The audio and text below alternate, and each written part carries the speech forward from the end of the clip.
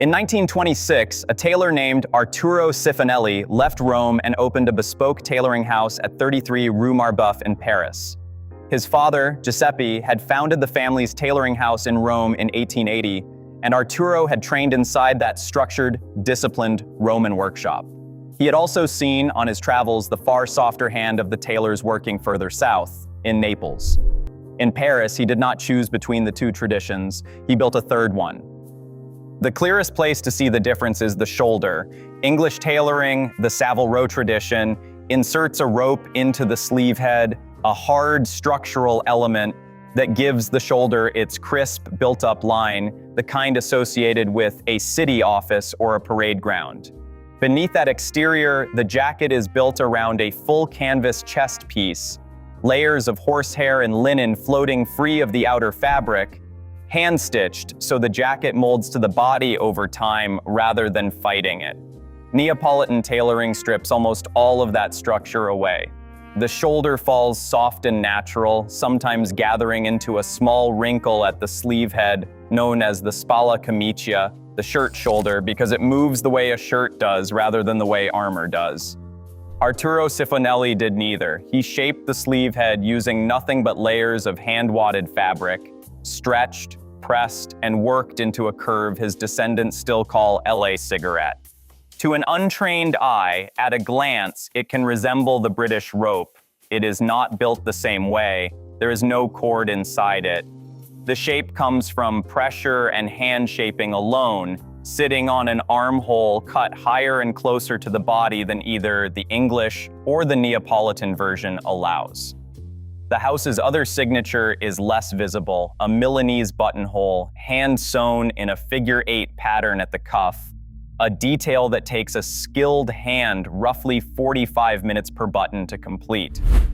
Karl Lagerfeld once said he could recognize a Cifonelli shoulder from 100 meters away. The house still repeats the line today, and it functions less as flattery than as a fairly literal description of how specific the silhouette is. The jacket carries a small, close-fitting chest, an armhole cut high against the body, and a waist that suppresses gradually rather than snapping in at one point. A single suit takes 70 to 80 hours of handwork and requires at least 3 fittings. The cloth tends toward high-twist wools and fabrics rated Super 120s and above, chosen for their ability to hold the hand-shaped structure without the support of fused interlining, which a bespoke house of this kind does not use. Lorenzo and Massimo Cifonelli, cousins, are the 4th generation of the family to run the house, and the shoulder has not changed since their grandfather invented it. Cifonelli was not the only version of this argument being made in Paris. Mario De Luca arrived in France in 1948 after training in Atina in the Lazio region, and then in Rome and Milan, absorbing the eye Italian tailors are known for. He opened his first workshop at Place Voltaire. In the 1960s, he joined a group of Parisian tailors known informally as the Group of Five, who showed their collections together twice a year, and it was through that group that he met another tailor named Joseph Camps. The two recognized how their styles complemented each other, and in 1969, they merged their names and their workshops into a single house, Camps de Luca. Where Cifonelli's signature lives in the shoulder, Camps de Luca's lives lower down, in a teardrop-shaped pocket sewn into the jacket's lining, originally designed to hold a client's calling cards. Along with a distinctive notch lapel, the house calls Le Cran Camps. Its gorge point set slightly higher than the English convention to give the chest a longer, cleaner line. It takes the workshop roughly 80 hours and 5 people to complete a single suit, with the canvas floating free throughout, never fused to the shell.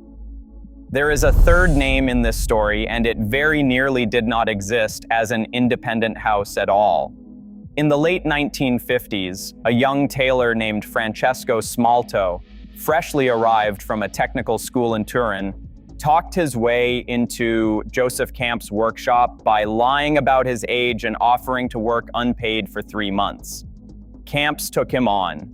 Within a few years, Smalto had become head cutter, one of the most sought-after tailors in the city, known well enough that the phrase going around Parisian society at the time was, "If you go to camps, ask for Smalto." In 1962, before the Camps de Luca merger existed, Smalto left to found his own house on Rue de la Boétie. His answer to the same shoulder question was different again from both Cifonelli's and Camps. He built a well-padded shoulder and a close waist, a silhouette closer in spirit to Savile Row than to either of the softer Parisian styles around him, distinguished by his own signature notch, angled upward from the collar in a shape English tailors call a fish mouth. Business followed quickly. Jean-Paul Belmondo made him his official tailor and wore the house's signature red carnation in public. Sean Connery, Roger Moore, and King Hassan II of Morocco became clients. By 1987, the house had 18 shops and was selling close to 45,000 ready-to-wear suits a year, employing up to 170 people, a scale neither Cifonelli nor Camps de Luca ever approached. Francesco Smalto retired in 2001 and sold the brand. He died in 2015. Three tailors, working within a few streets of each other in the same city, arrived at three different answers to the same problem, and all three answers still separate themselves clearly from what London and Naples were doing. Compare the scale of it to Savile Row, a directory of tailoring businesses on or near that single London street, compiled in 2014, counted 44 of them. Paris, doing something recognizably related, has done it for a century with 3 family names and a scattering of smaller one-cutter operations around them. A bespoke suit from any of these houses today starts somewhere above $6,500 and rises considerably from there depending on cloth and complexity, which is part of why the client list for each has always been short and the waiting time long. What all three were solving in their own way was the same question the English and the Neapolitans had already answered in opposite directions. How do you make a jacket hold its shape without making the man inside it look like he is wearing armor? Savile Row's answer was structure, a full canvas and a rope built to project authority, with working buttonholes at the cuff as the standard mark of a finished bespoke garment. Naples removed nearly all of it, trusting the fabric and the body beneath to do the work the canvas would otherwise do. Cifonelli built the same high, close fit as Savile Row using hand shaping instead of rope. Camps de Luca reached a version soft enough to carry the label's own finishing details rather than its structure.